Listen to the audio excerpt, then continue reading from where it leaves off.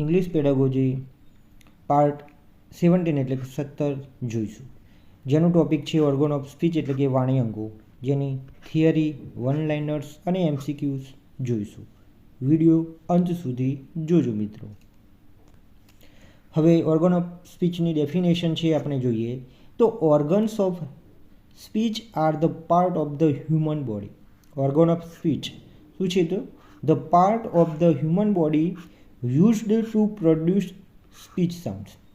તો organ of speech are the part of the human body used to produce speech sound. Speech sound છે produce કરવા માટેનું છે. ગુજરાતીમાં સમજીએ તો ભાષાના ધ્વનિઓના શું કહે છે, ભાષાના ધ્વનિઓના ઉચ્ચાર માટે, ભાષા જે છે એના ધ્વનિઓના ઉચ્ચાર માટે ઉપયોગમાં લેવાતા માનવ શરીરના અંગોને એટલે કે ધ હ્યુમન બોડી, વાણી અંગો એટલે કે ઓર્ગન્સ ઓફ સ્પીચ કહેવાય છે. હવે જોઈએ મેઇન ઓર્ગન ઓફ સ્પીચ. તો કેટલા છે મિત્રો? 15 છે. કેટલા છે ઓર્ગન ઓફ સ્પીચ? કેટલા છે તો 15 છે. એક્ઝામમાં પ્રશ્ન પૂછાય છે તો મેઇન ઓર્ગન ઓફ સ્પીચની જે સંખ્યા છે એના વિશે માહિતી આપો તો આપણે લખી શકીએ છીએ. તો કેટલા છે? 15 એટલે કે 15 છે. હવે એનું ઇંગ્લિશ અને ગુજરાતી જે વર્ડ્સ છે જોઈ લઈએ. તો પહેલાં લંગ્સ એટલે કે ફેફસા થશે. ટ્રેકિયા એટલે કે શ્વાસનળી. લેરિંગ્સ એટલે કે સ્વરપેટી થશે. વોકલ કોર્ડ્સ એટલે સ્વરતંતુઓ. વોકલ કોર્ડ્સ એટલે શું થશે? સ્વરતંતુઓ. ગ્લોટિસ એટલે કે સ્વરછિદ્ર. શું થશે? સ્વરછિદ્ર. ફેરિંગ્સ એટલે કે ગળાનો પાછળનો જે ભાગ છે એ. ઓરલ કેવિટી એટલે કે મૌખિક ગુહા. નેઝલ કેવિટી એટલે કે નાસિક ગુહા. લિપ્સ, હોઠ. ટીથ એટલે કે દાંત. એલ્વિઓલર રીજ એટલે કે દંતમૂળીય ભાગ. ટંગ એટલે જીભ. હાર્ડ પેલેટ એટલે કઠોળ તાળવું થશે. સોફ્ટ પેલેટ વિલમ એટલે કે કોમળ તાળવું થશે. ઉવુલા એટલે લટકનો. તો આ 15 મેઇન ઓર્ગન ઓફ સ્પીચ છે. શું છે આ? 15 મેઇન ઓર્ગન ઓફ સ્પીચ છે. મિત્રો અહીં તમને જેનું ઇંગ્લિશ છે અને એનું ગુજરાતી પણ અહીં સમજાવી દીધું છે, જે તમને શું એના અર્થ ના સમજતા હો એ પણ તમે સમજી જાઓ. આગળ જોઈએ તો હવે જે જોઈએ આપણે 15 એને ક્લાસિફિકેશન જોઈએ એનું. તો એમાં active speech organs and passive speech organs એમ બે ડિવાઇડ છે. તો સક્રિય વાણી અંગો જેમાં lower lip, tongue, soft palate, uvula, vocal cord. તો આ એક્ટિવ સ્પીચ ઓર્ગન્સમાં સમાવેશ થશે. તો આમાંથી પણ મિત્રો ક્વેશ્ચન બની શકે છે. એક્ટિવ સ્પીચ ઓર્ગન્સ અંગ કયું છે, એ જ રીતે પેસિવ સ્પીચ ઓર્ગન્સ કયું છે. તો upper lip, upper teeth, alveolar ridge, hard palate.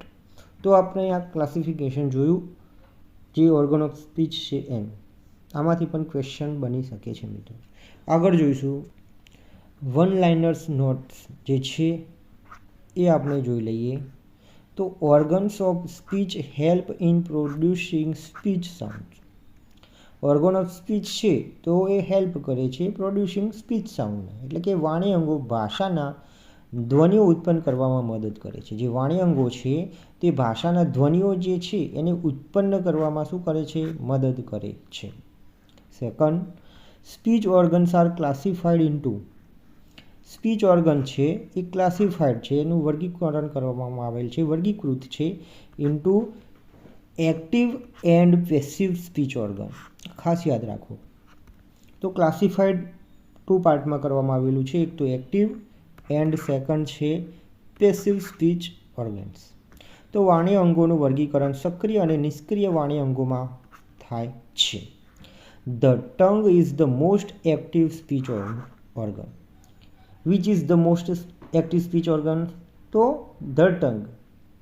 તો the tongue is the most active speech organ થશે. એટલે કે જીભ સૌથી સક્રિય વાણી અંગ છે. Next vocal cords produce voiced sound. Vocal cord જે છે એ શું પ્રોડ્યુસ કરે છે મિત્રો? તો વોઇસ્ડ સાઉન્ડ. વોઇસ્ડ જે સાઉન્ડ છે એ પ્રોડ્યુસ કોણ કરે છે? તો વોકલ કોર્ડ્સ કરે છે. મિત્રો આ પણ ક્વેશ્ચન થઈ શકે છે. સ્વરતંતુઓ. સ્વરતંતુઓ વોકલ કોર્ડ્સ ગુજરાતી શું થશે મિત્રો? તો સ્વરતંતુઓ. ઘોષ ધ્વનિઓ વોઇસ્ડ એટલે કે વોઇસ્ડ સાઉન્ડ. ઘોષ ધ્વનિઓ મતલબ કે એ સાઉન્ડ જે છે એને ઉત્પન્ન એ બોલવામાં આવે તો ધ્રુજારી ઉત્પન્ન થશે. શું થશે? ધ્રુજારી. તો સ્વરતંતુઓ ઘોષ ધ્વનિઓ ઉત્પન્ન કરે છે. મિત્રો ચેનલ પર નવા હોય તો સબસ્ક્રાઈબ કરી બેલ આઇકન દબાવી દેશો. આગળ જોઈએ ટોપિક. તો the nose helps in producing nasal sounds. તો નોઝ તો શામાં હેલ્પ કરે છે? તો પ્રોડ્યુસ કરવામાં, પ્રોડ્યુસિંગમાં નેસલ એટલે કે નેસલ સાઉન્ડ્સ એટલે કે નાક અનુનાસિક ધ્વનિઓના ઉચ્ચારણમાં મદદ કરે છે. અનુનાસિક જે છે નેઝલ સાઉન્ડ્સ છે તો એના ઉચ્ચારણમાં નાકનું ઇમ્પોર્ટન્ટ છે. Teeth help produce dental sounds. Teeth દાંત છે તે કયા સાઉન્ડ પ્રોડ્યુસ કરવામાં? તો ડેન્ટલ સાઉન્ડ. તો દાંત દંત્ય ધ્વનિઓના ઉચ્ચારણમાં મદદ કરે છે. નેક્સ્ટ છે lip help produce bilabial sound. Lip હોઠ છે તો એ કયા સાઉન્ડ પ્રોડ્યુસ કરવામાં? તો બિલેબિયલ સાઉન્ડ એટલે કે હોઠ દ્વિઓષ્ઠ ધ્વનિઓના ઉચ્ચારણમાં મદદ કરે છે. The hard palette. આગળ જે છે ધ હાર્ડ પેલેટ એટલે કે કઠોર તાળવું. હાર્ડ પેલેટ એટલે શું થશે? કઠોર તાળવું. Help produce palatal sound. Hard palate છે તો એક શું ઉચ્ચાર કરવામાં? તો તાલવ્ય ધ્વનિઓ એટલે કે પેલેટલ સાઉન્ડ. પેલેટલ સાઉન્ડ મતલબ શું થશે? તાલવ્ય ધ્વનિઓના ઉચ્ચારણમાં મદદ કરે છે. નેક્સ્ટ છે ધ સોફ્ટ પેલેટ એટલે કે કોમળ તાળવું. હેલ્પ્સ પ્રોડ્યુસ વ્હીલર સાઉન્ડ મતલબ કે કોમળ તાળવું છે એ કોમળ તાલવ્ય ધ્વનિઓના ઉચ્ચારણમાં મદદ કરે છે. તો આ ઓર્ગન ઓફ સ્પીચ જોયા અને એ પ્રોડ્યુસ શું કરે છે તો એના વિશેની જે માહિતી આપણે છે એ મેળવી. જો મિત્રો વિડીયો ગમે તો અવશ્ય લાઈક કરજો, મિત્ર વર્તુળમાં શેર કરજો, બેલ આઇકન દબાવી દેશો જેથી નવા વિડીયોની નોટિફિકેશન તમને મળી રહે. આગળ જોઈએ the glottis is the opening between the vocal cords. Glottis એટલે કે સ્વર છિદ્ર. ગ્લોટિસ એટલે શું થશે? સ્વર છિદ્ર છે એ is the opening between the vocal cords. એ સ્વર તંતુઓ વચ્ચેનું છિદ્ર છે. એ શું છે? સ્વર તંતુઓ વચ્ચેનું છિદ્ર છે. તો આ આપણે જોયું. હવે ઓર્ગન ઓફ સ્પીચના મિત્રો MCQs છે આપણે જોઈ લઈએ. તો what are organs of speech? What are organ of speech? તો answer is B. Organs used for producing speech sound. તો organs used for producing speech sound. તો વાણી અંગો ભાષા ધ્વનિ ઉત્પન્ન કરવા માટે ઉપયોગમાં લેવાય છે. સેકન્ડ નંબર જોઈશું. Which is the most active speech organ? Which કયું છે?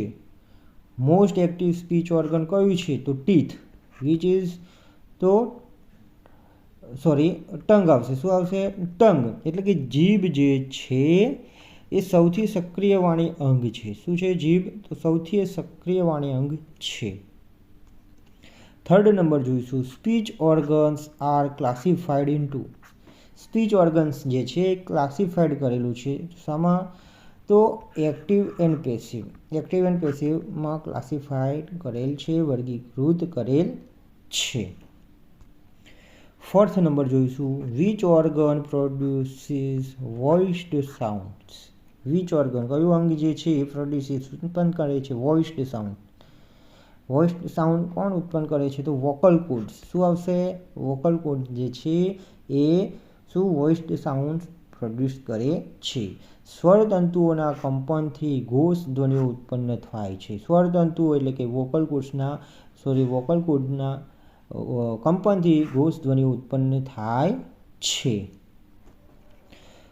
5 નંબર જોઈશું, which organ is responsible four nasal sounds. કયું ઓર્ગન છે, અંગ છે તે રિસ્પોન્સિબલ છે, જવાબદાર છે ફોર નેઝલ સાઉન્ડ માટે? તો નેઝલ કેવિટી. શું આવશે? નેઝલ કેવિટી એટલે કે નાસિકા ગુહા. નેઝલ કેવિટી દ્વારા અનુનાસિક ધ્વનિઓ ઉત્પન્ન થાય છે. નેક્સ્ટ 6 નંબર જોઈશું, which speech organ helps produce bilabial sound. Which કયું સ્પીચ ઓર્ગન, તો વાણીનું અંગ, હેલ્પ મદદ કરે છે, પ્રોડ્યુસ ઉત્પન્ન કરવામાં બિલેબિયલ સાઉન્ડ. બિલેબિયલ સાઉન્ડ એટલે કે શું આવશે? બંને હોઠના ઉપયોગથી જે ધ્વનિ ઉત્પન્ન થાય છે તે. તો શું આવશે? લિપ્સ. તો બંને હોઠના ઉપયોગથી બિલેબિયલ ધ્વનિ ઉત્પન્ન થાય છે. 7 નંબર જોઈશું, which organ helps produce palatal sounds. Palatal sounds ઉત્પન્ન કરવા માટે કયું અંગ જે છે જવાબદાર છે? તો શું આવશે પેલેટલ સાઉન્ડમાં?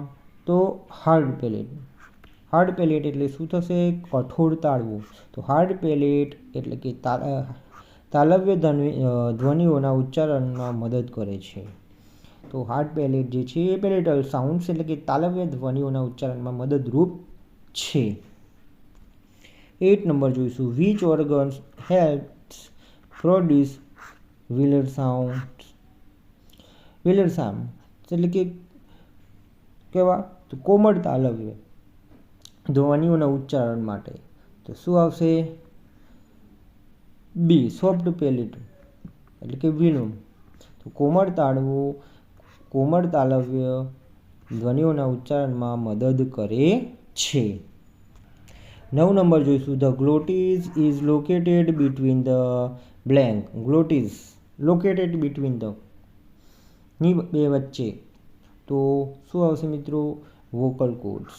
કોના બેની વચ્ચે? તો વોકલ કોર્ડ્સની વચ્ચે. 10 number, how many main speech organs are commonly studied in English phonetics.